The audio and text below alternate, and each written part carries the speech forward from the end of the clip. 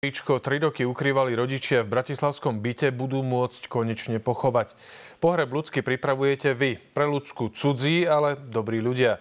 Záujem však náhle a nečakane prejavila aj bratislavská mestská časť Ružinov.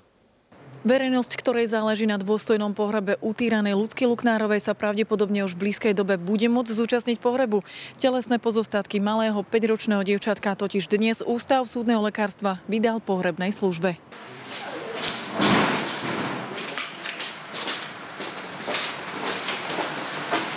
Napriek tomu, že zatiaľ sa nám nepodarilo zistiť tú informáciu, či Lucia bola pokrstená, bude mať cirkevný pohreb.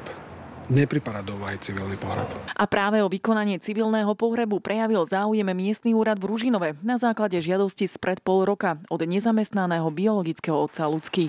Otec dievčatka nás požiadal už v septembri o vykonanie pohrebu, keďže sám nemal dostatok finančných prostriedkov.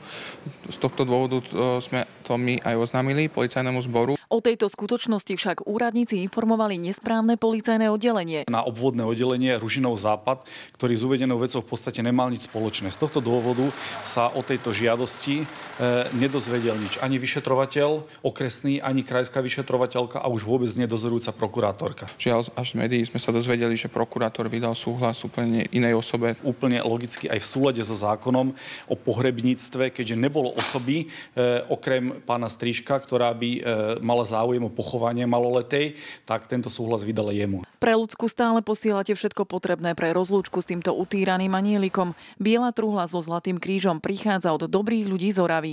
Touto cestou chceme aj my prispieť k dôstojnému pohrebu malej Ľudsky Luknárovej. Kameň na pomník pre utírané dievčatko sa vyberie už zajtra. Ľudsku na poslednú cestu odprevadíte už začiatkom apríla. Budú pri nej vaše kvety, srdiečka, vence i hračky.